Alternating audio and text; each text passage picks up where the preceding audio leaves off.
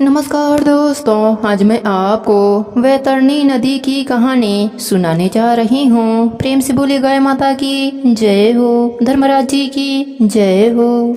बैतरणी नदी हिंदू धर्म में एक पवित्र और रहस्यमयी नदी मानी जाती है, जो मृत्यु के बाद आत्मा को यमलोक ले जाने के मार्ग में पड़ती है। यह नदी जीवन और मृत्यु के बीच की सीमा का प्रतीक है। इसे पार किए बिना कोई भी आत्मा धर्मराज जी के दरबार तक नहीं पहुंच सकती। इसकी प्राचीन कथा के अनुसार प्राचीन काल में जब मनुष्य मृत्यु को प्राप्त होते थे तो उनकी आत्मा यमलोक की ओर प्रस्थान करती थी।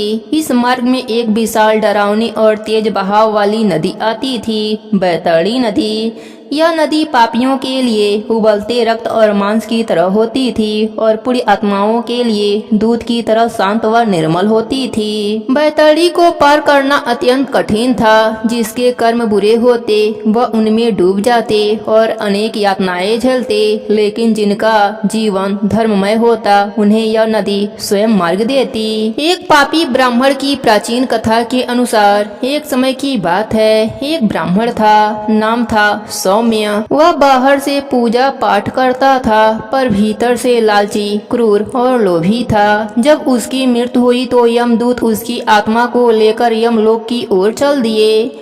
जब वे बैतरणी के किनारे पहुँचे तो सौम्य ने देखा नदी खून और कीचड़ से भरी हुई है, दुर्गंध फैल रही है और उसमें कई आत्माएं तड़प रही हैं। उसने डरते हुए पूछा, यह कैसी नदी है? यमदूत बोले, यह बैतरणी है। इसे पार किए बिना यमराज के दरबार तक नहीं पहुंच सकते, लेकिन जो पापी होते हैं उनके लिए यह नदी ही पहला नरक बन जाती है। ब्राह्मण ने हाथ जोड़ लिए, कोई उपाय बताओ यमदूतों, मैं यह नदी कैसे पार करूं? यमदूत बोले, जीवन में तूने कोई धर्म कर्म नहीं किया, न गोदान किया, न तीर्थ यात्रा की, न पितृ तर्पण किया, तो इस नदी को पार नहीं कर पाएगा। वह ब्राह्मण नदी में उतरा और डूबता गया।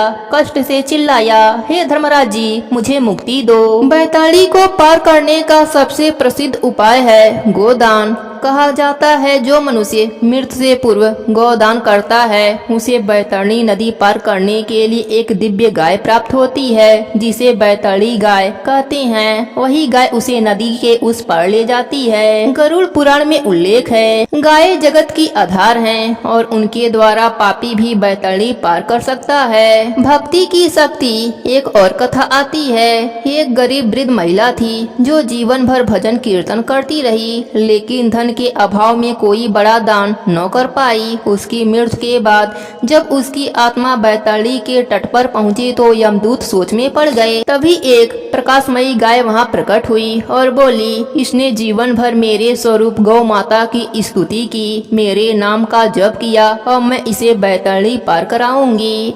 गाय के पीठ पर चढ़कर वह आत्मा सुरक्षित यमलोक पहुंची। इससे सिद्ध होता है सच्ची भक्ति और श्रद्धा कर्म से भी ऊंचा हो सकती है। प्रेम से बोलिए धर्मराज जी की जय हो, गौ माता की जय हो, पितृदेवों की जय हो।